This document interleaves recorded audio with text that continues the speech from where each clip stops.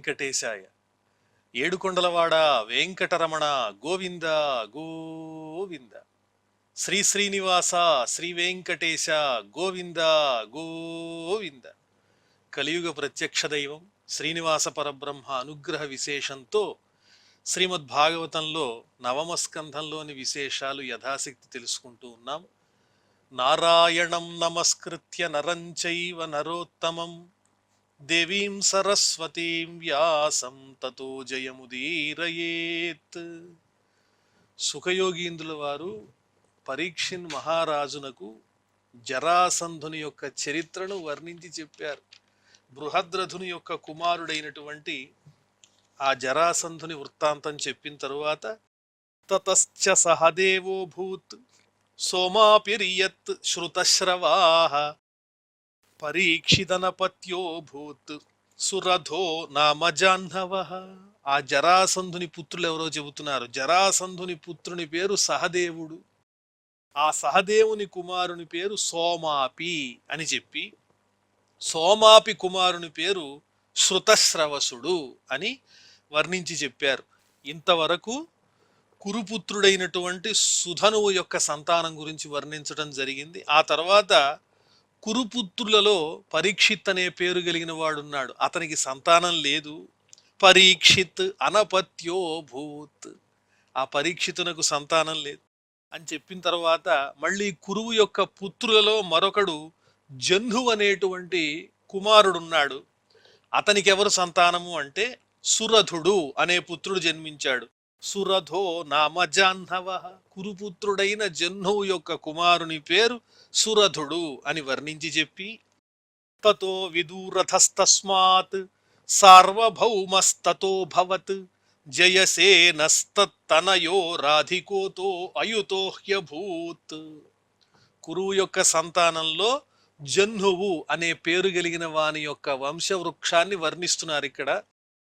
సురథుని యొక్క కుమారుని పేరు విదూరథుడు. విదూరథుని యొక్క కుమారుని పేరు సార్వభౌముడు. సార్వభౌముని పుత్రుని పేరు జయసేనుడు. జయసేనుని పుత్రుని పేరు రాధికుడు. రాధికుని పుత్రుని పేరు అయుతుడు అని చెప్పి, తతశ్చ క్రోధనస్తస్మాత్ దేవాతిథిరముష్య చ ఋష్యస్తస్య దిలీపో భూత్ ప్రతీపస్తస్య చాత్మజః. అయుతుని యొక్క కుమారుని పేరు క్రోధనుడు. ఆ క్రోధనుని యొక్క పుత్రుని పేరు దేవాతిథి అని చెప్పి, దేవాతిథి పుత్రుడు ఋష్యుడు అనే పేరు కలిగిన వాడు. ఆ ఋష్యుని కుమారుని పేరు దిలీపుడు. దిలీపుని పుత్రుని పేరు ప్రతీపుడు అని వర్ణించి చెప్పిన తరువాత దేవాపి శంతనుస్తస్య బాహ్లీక ఇతి చాత్మజాః పితృరాద్యం పరిత్యజ్య దేవాపిస్తు వనంగతః. ఈ ప్రతీపుని దగ్గరికి వచ్చిన తర్వాత కొంచెం ఆ వృత్తాంతాన్ని విస్తృతంగా చెబుతున్నారు. ప్రతీపునికి 3 కుమారులు ఉన్నారు. వారి పేర్లు ఏమిటి అంటే దేవాపి, శంతనుడు, బాహ్లీకుడు అని 3 కుమారులు ప్రతీపునకు. అందులో మొదటివాడైనటువంటి దేవాపి, ప్రతీపుని పుత్రుడు దేవాపి రాజ్యం మీద ఇచ్చలేదు అతనికి పరిపాలన పట్ల. అందువల్ల తపస్సు చేసుకోవడానికి అరణ్యానికి వెళ్ళిపోయాడు ఆ ప్రతీపుని మొదటి పుత్రుడైనటువంటి దేవాపి. అందువల్ల అభవత్ శంతను రాజా ప్రాంగ్మహాభిషసంహితః యం యం కరాభ్యాం స్పృశతి జీర్ణం యవ్వనమేతి సహ. పెద్దవాడైనటువంటి దేవాపి ప్రతీపుని యొక్క పుత్రులలో ప్రథమ పుత్రుడు దేవాపి రాజ్యకాంక్ష లేకుండా అరణ్యానికి వెళ్ళిపోవటం వల్ల రెండవ కుమారుడైనటువంటి శంతనుడు రాజయ్యాడు. ఈ శంతనుడు చాలా గొప్పవాడు. ఇతడు మహాభిషుడనే పేరు కలిగినటువంటి మహారాజు. పూర్వజన్మలో బ్రహ్మ యొక్క శాప కారణంగా అతడు శంతనునిగా ఈ భూమి మీద మళ్ళీ జన్మించాడు. అభవత్ శంతను రాజా ప్రాంగ్మహాభిషసంహితః.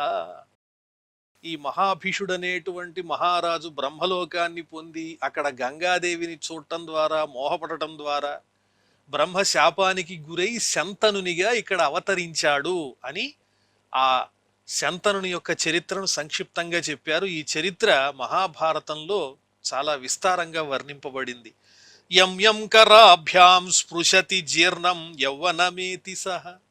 ఈ శంతనుని యొక్క గొప్పతనం ఏమిటంటే ఇతడు ఎవరినైతే తన చేతులతో స్పృశిస్తాడో స్పృశించిన వెంటనే ఆ ఎదుటివారి యొక్క వృద్ధాప్య లక్షణాలు పోయి మళ్ళీ వాళ్ళకి యవ్వనం వస్తుంది. ఎదుటివారిని తాను స్పృశించటం ద్వారా వారిలో ఉన్న ముసలితనాన్ని పోగొట్టి యవ్వనాన్ని అందించగలిగినటువంటి ఆ చక్కని మహత్తరమైన స్పర్శ కలిగినటువంటి వాడు శంతనుడు అని చెప్తున్నారు. యం యం కరాభ్యాం స్పృశతి జీర్ణం యవ్వనమేతి సహ. అంత గొప్పవాడు ఆ శంతనుడు. శాంతిమాప్నోతి చైవాగ్ర్యాం కర్మణా తేన శంతను. అంతేకాదు ఆయన పేరుకి తగినట్లు ఆయన ఎవరినైతే స్పృశిస్తాడో వాళ్ళల్లో ఉన్నటువంటి అలజడంతా పోయి బాధలు పోయి శాంతిని పొందుతారు. అంత గొప్పవాడు. తన స్పర్శ చేత తాను వారి దగ్గరికి వెళ్ళటం ద్వారా ఎదుటివారిలో ఉన్నటువంటి కష్టాన్ని పోగొట్టి మనస్సుకి సుఖాన్ని ఇవ్వగలిగినటువంటి చక్కని లక్షణం కలిగినటువంటి వాడు శంతనుడు. ఉత్కృష్టమైనటువంటి గొప్ప శాంతిని కలగజేసేవాడు కాబట్టే ఆయన పేరు శంతనుడని పేరు వచ్చింది. సమాద్వాదశ తద్రాజ్యే నవవర్ష యదా విభు. ఒకానొక సందర్భంలో శంతను మహారాజు పరిపాలిస్తున్నప్పుడు 12 సంవత్సరాలు ఏకధాటిగా రాజ్యంలో వర్షాలు పడలేదు, అనావృష్టి.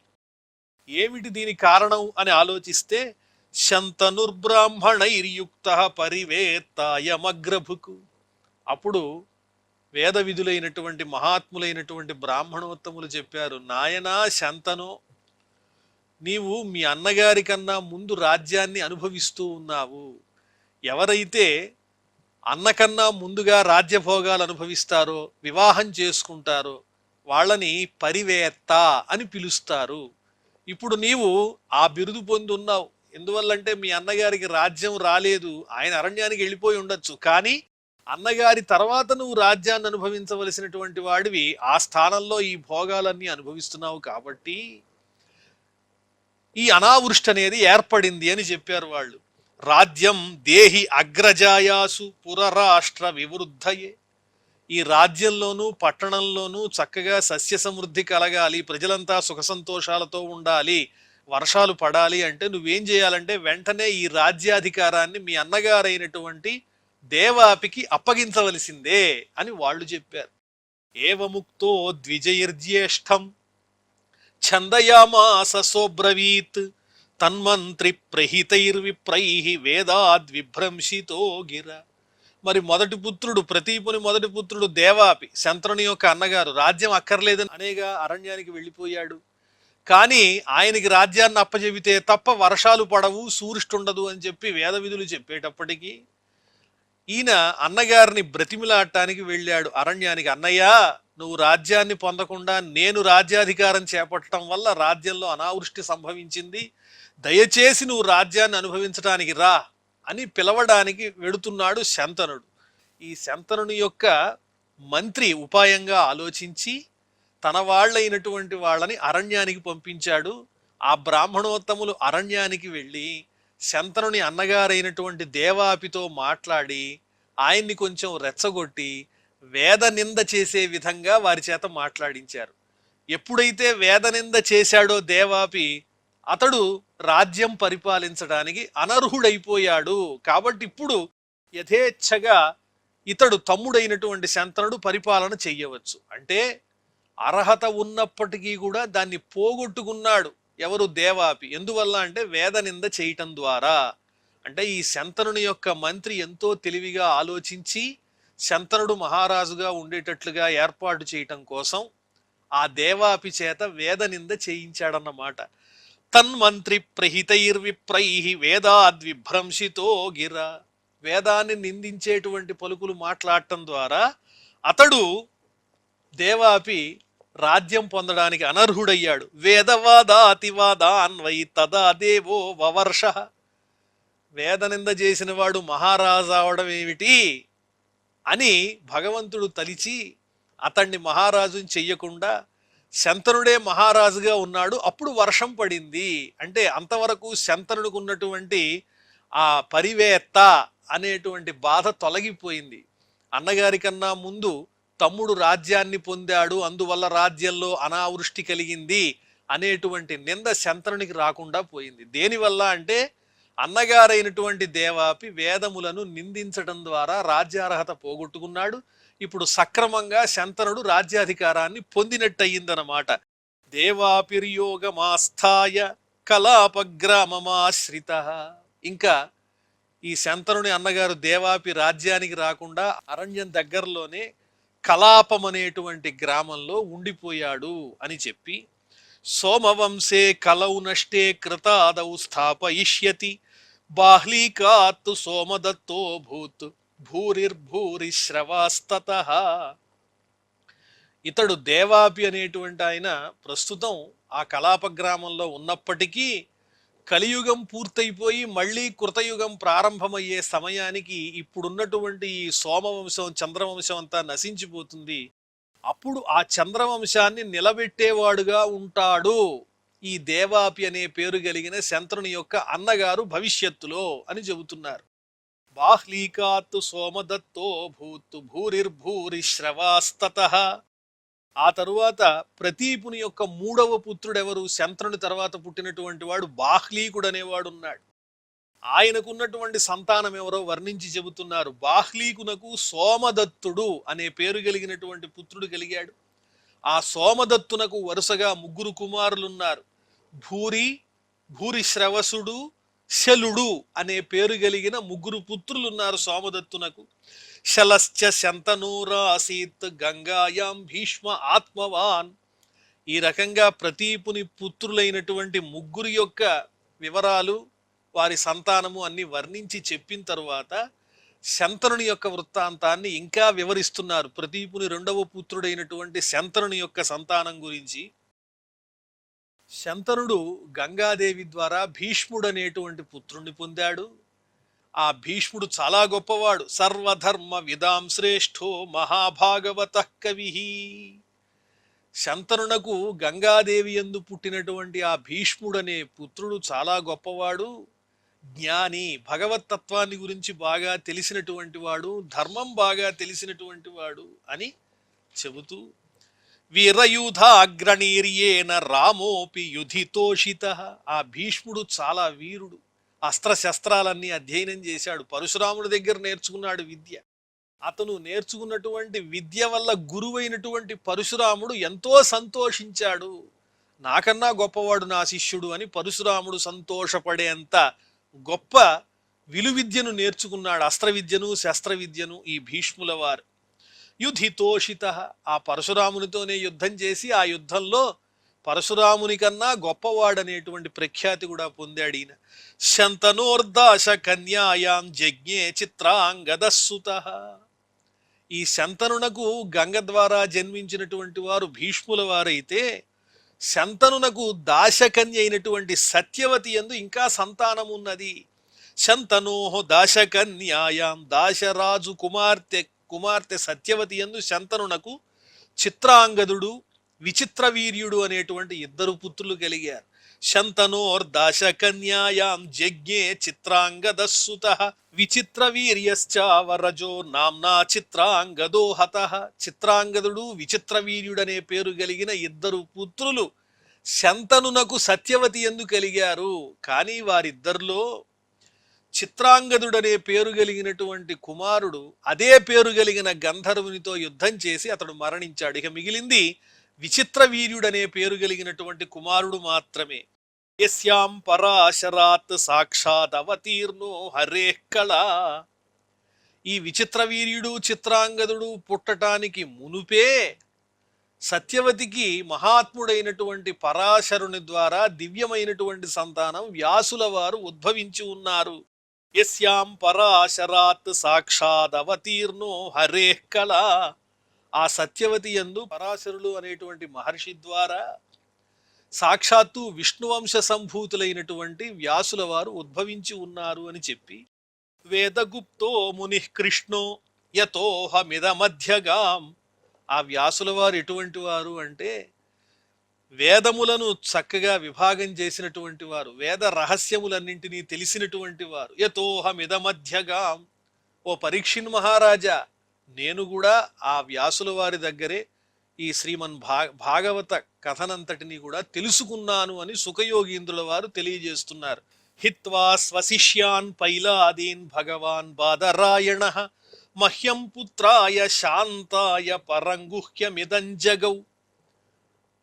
నా తండ్రి అయినటువంటి వ్యాసుల వారు తన శిష్యులైనటువంటి పైలుడు మొదలైనటువంటి వారికి కూడా చెప్పనటువంటి శ్రీమద్ భాగవతాన్ని, భగవంతుని యొక్క గొప్పతనాన్ని లీలల్ని తెలియజేసేటువంటి ఈ గాథనంతటినీ కూడా నా మీద ఉన్నటువంటి అమితమైన అభిమానంతో చెప్పారు. ఎందువల్ల నాకు చెప్పారు అంటే మహ్యం పుత్రాయ శాంతాయ, నేను శాంత స్వభావం కలిగిన వాణ్ణి అని ఆయనకు చాలా నా మీద అభిమానం. అందువల్లనే శాంత స్వభావం కలిగిన నాకు రహస్యమైనటువంటి ఈ భగవత్ సంబంధమైన వృత్తాంతాన్నంతా ఆయన నాకు అందించారు. విచిత్ర వీర్యోధోవాహ కాశీరాజ సుతే బలాత్. ఇంకా శంతనునకు సత్యవతి యందు కలిగిన ఇద్దరు సంతానంలో చిత్రాంగదుడు మరణించాడు. విచిత్ర వీర్యునికి వివాహం అయ్యింది. ఎవరు అంటే కాశీరాజు యొక్క కుమార్తెలు ఇద్దరు, అంబిక అంబాలిక అనే పేరు కలిగినటువంటి కాశీరాజ కుమార్తెలను ఇద్దరినీ కూడా ఈ విచిత్ర వీర్యుడు వివాహం చేసుకున్నాడు. స్వయంవరాదుపానీతే అంబికా అంబాలికే ఉభే. ఆ కాశీరాజ పుత్రికలకు స్వయంవరం ప్రకటించాడు ఆ రాజుగారు. ఆ స్వయంవరం దగ్గర నుంచి వాళ్ళిద్దరినీ బలవంతంగా భీష్ముల వారే తీసుకుని వచ్చారు. ఆ స్వయంవరంలో ఉన్నటువంటి రాజులందరినీ ఎదిరించి అలా తీసుకుని వచ్చి తన తమ్ముడైనటువంటి విచిత్ర వీర్యునకు వాళ్ళిద్దరినీ ఇచ్చి వివాహం చేశారు. స్వయంవరాదుపానీతే అంబికాంబాలికే ఉభే తయోరాసక్త హృదయో గృహీతో యక్ష్మణాహృత. భారతంలో ఈ వృత్తాంతమంతా వివరంగా చెప్పబడి ఉన్నది. ఇక్కడ సుఖయోగీంద్రుల వారు కాస్త సంక్షిప్తంగా వివరాలన్నీ చెబుతున్నారు. ఆ అంబిక అంబాలిక వీరిద్దరితో జీవితాన్ని గడుపుతూ ఉన్నటువంటి విచిత్ర వీర్యుడు సుఖలాలసుడై క్షయరోగి అయి మరణించాడు. అంటే చిత్రాంగదుడు మరణించాడు, శంతనుని యొక్క కుమారుడు విచిత్ర వీర్యుడు కూడా మరణించాడు. క్షేత్రే ప్రజస్య వైభ్రాతు మాత్రోక్తో బాదరాయణ ధృతరాష్ట్రంచ పాండుంచ విదురంచ అబ్యజీజనత్. మరి శంతనునికి గంగయందు జన్మించిన భీష్ముల వారు మాత్రం రాజ్య పరిపాలన తాను స్వీకరించనని చెప్పి ప్రతిజ్ఞ చేశారు. కాబట్టి మళ్ళీ సంతానం వంశం ఉద్ధరింపబడాలి, రాజ్యాన్ని కాపాడాలి. కాబట్టి దేవర సంబంధంతో సత్యవతీదేవి పరాశరుల వారి ద్వారా తనకు కలిగిన దివ్య సంతానమైనటువంటి వ్యాసుల వారిని తలుచుకోగానే వ్యాసుల వారు వచ్చి దేవర సంబంధంతో అంబిక అంబాలికల యందు చక్కని సంతానాన్ని కలుగజేశారు. క్షేత్రే ప్రజస్య వైభ్రాతు మాత్రోక్తో బాదరాయణ. సత్యవతీదేవి పిలిచి, నాయనా ఇలా ఉంది పరిస్థితి, సంతానం లేదు, నీవే ఏదైనా ఒక చక్కని వంశాన్ని రక్షించేటువంటి కార్యాన్ని, మహత్తర కార్యాన్ని నడిపించాలి అంటే అప్పుడు ఆ వ్యాసుల వారి ద్వారా అంబిక అంబాలికల యందు జన్మించినటువంటి సంతానాన్ని వర్ణిస్తున్నారు. ధృతరాష్ట్రంచ పాండుంచ విదురంచ అప్యజీజనత్. ఆ విధంగా జన్మించినటువంటి వారే ధృతరాష్ట్రుడు, పాండురాజు, అలాగే విదురుడు కూడా వ్యాసుల వారి అనుగ్రహం వల్ల జన్మించిన వాడే అని చెప్పి ఆ తరువాత ధృతరాష్ట్రునకు పాండురాజుకు కలిగినటువంటి సంతానాన్ని గురించి వర్ణించి చెబుతున్నారు. గాంధార్యాం ధృతరాష్ట్రస్య జజ్ఞే పుత్రశతం నృప. ధృతరాష్ట్రుని భార్య పేరు గాంధారి. ఆమె యందు 100 మంది పుత్రులు కలిగారు ఆ ధృతరాష్ట్రునకు. తత్ర దుర్యోధనో జ్యేష్ఠో దుశ్శలాచాపి కన్యక. ఈ 100 మంది పుత్రులలో పెద్దవాడు దుర్యోధనుడైతే అందరికన్నా చివర ఒక ఆడపిల్ల కూడా పుట్టింది గాంధారీదేవికి. ఆమె పేరు దుశ్శల అని చెప్పారు. శాపాన్మైథున రుద్ధస్య పాండో కుంత్యాం మహారథా జాతా ధర్మానిలేంద్రేభ్యో యుధిష్ఠిర ముఖాస్త్రయ. ఇక ధృతరాష్ట్రుని సోదరుడైనటువంటి పాండురాజు గురించి చెబుతూ, కిందముడనే పేరు కలిగిన మహర్షి యొక్క శాపం వల్ల పాండురాజు సంతానాన్ని పొందడానికి అయోగ్యుడయ్యాడు. అంటే సంసార జీవితాన్ని గడపడానికి అతనికి అర్హత పోయింది. దానివల్ల అకాలంలోనే ఆయన వానప్రస్థాశ్రమాన్ని స్వీకరించాడు, గృహస్థాశ్రమానికి దూరం అయ్యాడు. అప్పుడు కుంతీదేవి భర్త యొక్క వేదన చూచింది. పాండు మహారాజు తనకి సంతానం లేదని బాధపడుతూ ఉంటే కుంతీదేవి చెప్పింది, దుర్వాస మహర్షి నాకు మంత్రాన్ని అనుగ్రహించారు, ఆ మంత్రాన్ని నేను జపించినట్లయితే ఆ దేవత వచ్చి తగిన సంతానాన్ని ఇచ్చి వెడతారు అని చెబితే ఆ పాండు మహారాజు అంగీకరించి కుంతీదేవిని దేవతల్ని ఆహ్వానించవలసిందిగా కోరాడు. భర్త యొక్క ఆజ్ఞ ప్రకారం ఆమె ముందుగా ఆ ధర్మరాజును, యమధర్మరాజుని ప్రార్థన చేస్తే జాత ధర్మానిలేంద్రేభ్యో, యమధర్మరాజు ద్వారా యుధిష్ఠిరుడు అంటే ధర్మరాజు, వాయుదేవుని ద్వారా భీమసేనుడు, ఇంద్రుని ద్వారా అర్జునుడు, ఈ రకంగా ముగ్గురు పుత్రులు కలిగారు కుంతీదేవికి. నకుల సహదేవశ్చ మాద్ర్యాం నా సత్య దస్రయో. మరి కుంతి మాద్రి ఇద్దరు భార్యలు పాండురాజునకు. మొదటి భార్య కుంతి ముగ్గురు పిల్లల్ని దేవతానుగ్రహం చేత భర్త అనుమతితో పొందింది. మరి రెండవ భార్య మాద్రి కూడా నేను కూడా సంతానాన్ని పొందాలనుకుంటున్నాను అని అడిగింది. అడిగితే అప్పుడు కుంతీదేవి ఇచ్చినటువంటి మంత్ర ప్రభావం చేత ఆ మాద్రి కూడా అశ్విని దేవతల ప్రభావంతో ఇద్దరు పుత్రుల్ని పొందింది. వారి పేరేమిటి అంటే నకులుడు, సహదేవుడు. ఈ రకంగా పాండవులు జన్మించారు. ధర్మరాజు, భీమసేనుడు, అలాగే అర్జునుడు, తరువాత నకుల సహదేవులని ఐదుగురు జన్మించారు. ఆ తరువాత ఈ ఐదుగురు పాండవులకు ద్రౌపది ఎందు కలిగినటువంటి సంతానాన్ని గురించి వర్ణించి చెబుతూ, ద్రౌపద్యాం పంచపంచభ్య పుత్రాస్తే పితరో భవన్. ఏ ఉద్దేశంతో చెప్తున్నారు సుఖయోగీంద్రుల వారిది అంటే వంశవృక్షాన్ని వర్ణించి చెబుతూ ఉన్నారు. అందువల్ల సంపూర్ణమైనటువంటి వృత్తాంతం సుప్రసిద్ధమైనది కాబట్టి సంక్షిప్తంగా పుత్రుల పేర్లు వర్ణించి చెబుతున్నారు. ద్రౌపద్యాం పంచపంచభ్య పుత్రాస్తే పితరో భవన్ యుధిష్ఠిరాత్ ప్రతివింధ్య శ్రుతసేనో వృకోదరాత్ అర్జునాత్ శ్రుతకీర్తిస్తు శతానీకస్తు నాకులిః. ద్రౌపదికి యుధిష్ఠిరునకు జన్మించినటువంటి సంతానం ప్రతివింధ్యుడు.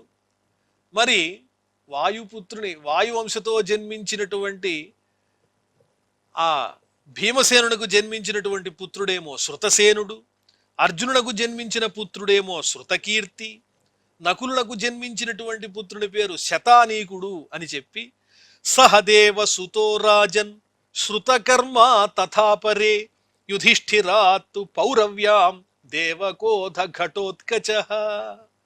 సహదేవునికి జన్మించినటువంటి వాడు శృతకర్మ అని ద్రౌపది యందు పాండవులకు జన్మించిన సంతానాన్ని వర్ణించి చెప్పిన తరువాత ద్రౌపది ఎందే కాక ధర్మరాజాదులకు ఇంకా సంతానం ఉన్నారు వేరే పత్ని యందు. ఆ వివరాలు వర్ణించి చెబుతూ యుధిష్ఠిరాత్తు పౌరవ్యాం దేవకోధ ఘటోత్కచ భీమసేనాత్ హిడింబాయాం కాళ్యాం సర్వగతస్తతః.